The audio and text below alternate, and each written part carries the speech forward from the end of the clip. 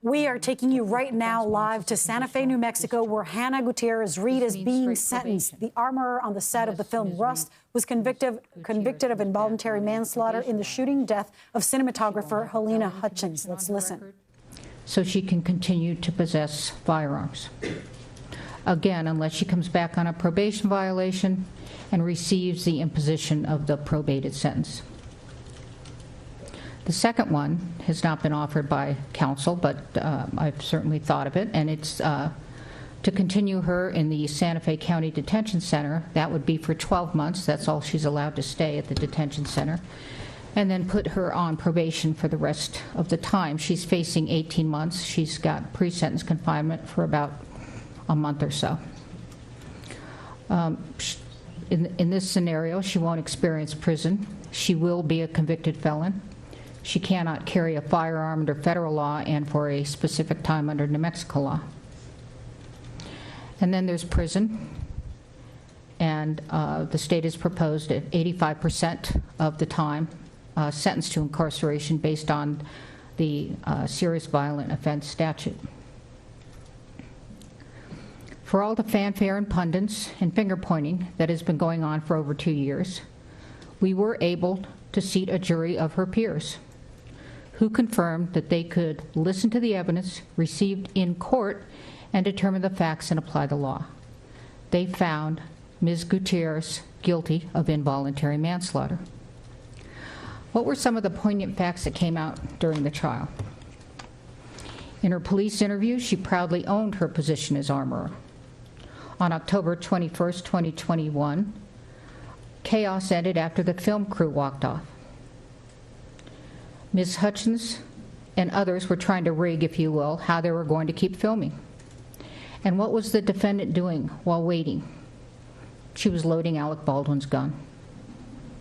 Did she have enough time to load the weapon safely? Plenty. Did she load the weapon? Yes, with dummies in a live round. Did she check what she was loading? No. Why? Well, in her own words, most recently, in her jailhouse calls, she didn't need to be shaking the dummies all the time. Did she check after that? No. And while you've heard her concerns about how she'll never work again as an armorer leading up to the trial, have her concerns changed? No. Here's what she says. This whole thing has been a character attack on her. Just recently, in her allocution, I'm not a monster. And what did, where is it? They talk about how much of on the phone, she and another are talking about how much of Hannah's life they could take up, and that this is messing up her modeling career. This is while she's incarcerated, waiting for a sentence. And what does she say about the death of Halyna? Hannah is dismissive of the judge talking about someone dying as a result of her actions. Hannah says she's looking at 13 months, which is ridiculous over what happened. Hannah says that people have accidents and people die. It's an unfortunate part of life, but it doesn't mean she should be in jail. A conditional discharge is not appropriate. And the second option of leaving you in the detention center would be giving you a pass you do not deserve. I did not hear you take accountability in your allocution. You said you were sorry. You were sorry, but not you were sorry for what you did. You were sorry for it and hope they can find peace. It was your attorney that had to tell the court that you were remorseful. The word remorse, a deep regret coming from a sense of guilt for past wrongs. That's not you. You're hereby sentenced as follows. Stand. I am sentencing you to 18 months of incarceration at a New Mexico women's correctional facility. I find that what you did constitutes a serious violent offense. It was committed in a physically violent manner, a fatal gunshot done with your recklessness in the face of knowledge that your acts were reasonably likely to result in serious harm. You were the armorer. the one that stood between a safe weapon and a weapon that could kill someone. You alone turned a safe weapon into a lethal weapon.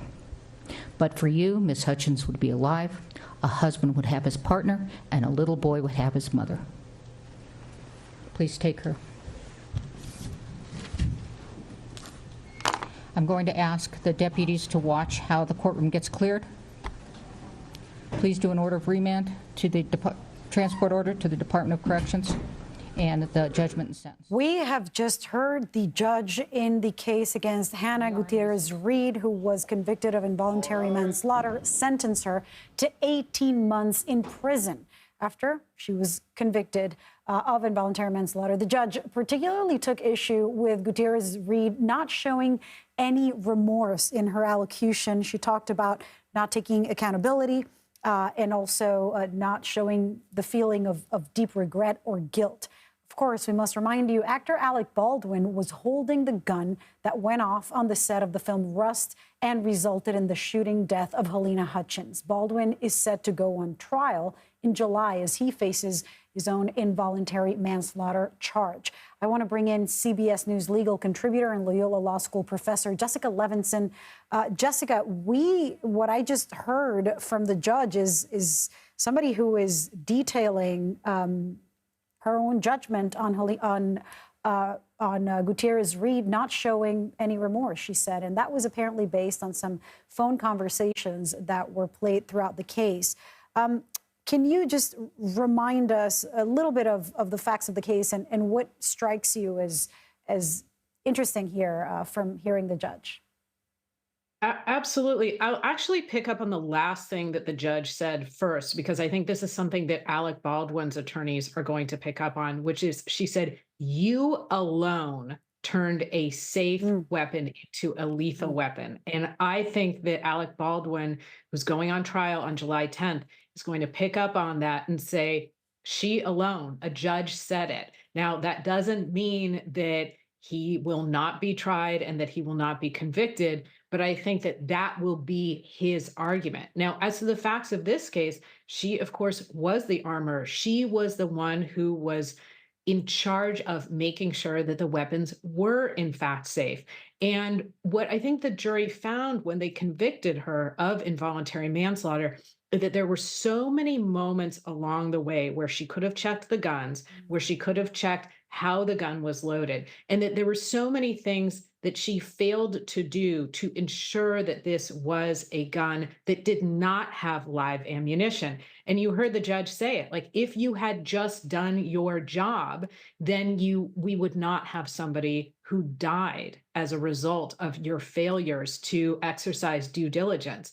And in fact, I heard what the judge said. She used knowledge. She used words like awareness. She said really that Hannah Gutierrez-Reed had to have known better. And I think, again, what the jury heard and why they chose to convict was a fairly consistent story of failure to act time and time again. So many times in that day where she could have been the one to take different actions, and therefore we would have had a different result.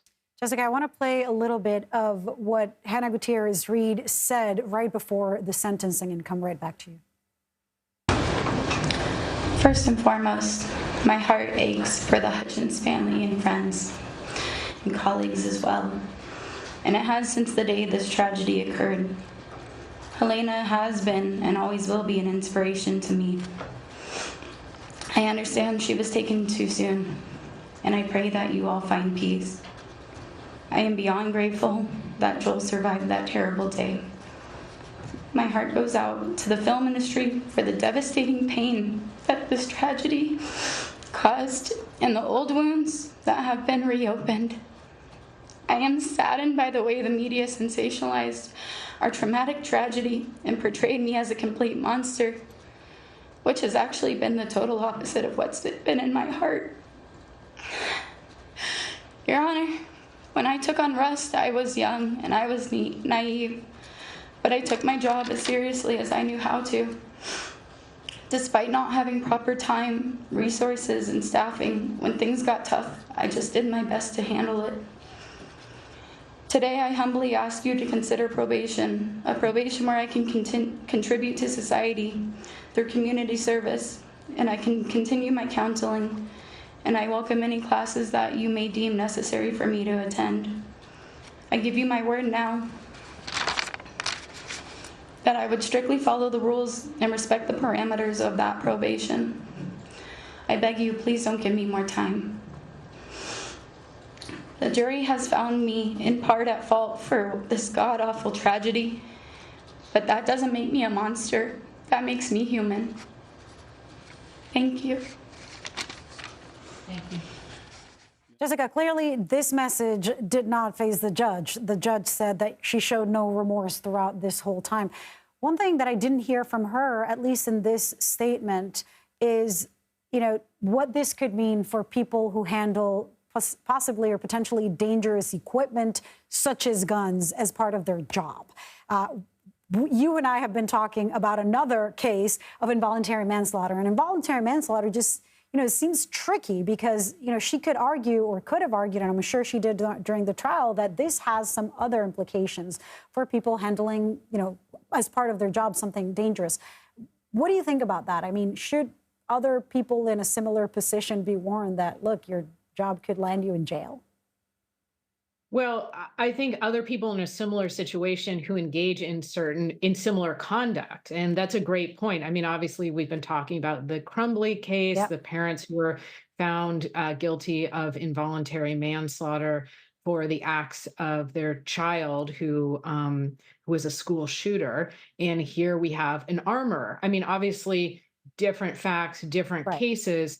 But in both cases, we have involuntary manslaughter. In both cases, I kind of heard myself saying very similar things in the sense of there were so many steps along the way where somebody could have taken an action to prevent this tragedy. Now, I don't think we should read either one of these verdicts or any of these three verdicts as saying that people are somehow responsible for the acts of others without more. I think what we have here with the Crumblies, with Hannah Gutierrez-Reed, is they all had a responsibility to do more. In the case we're talking about today, this was her job, and a jury found that she not only failed to do her job, but she failed to do so in a way that amounted to criminal conduct. Nobody thinks she intended this result. Nobody thinks she wanted this result, but people think that her actions and her omissions, frankly, were atrocious enough that they did amount to involuntary manslaughter.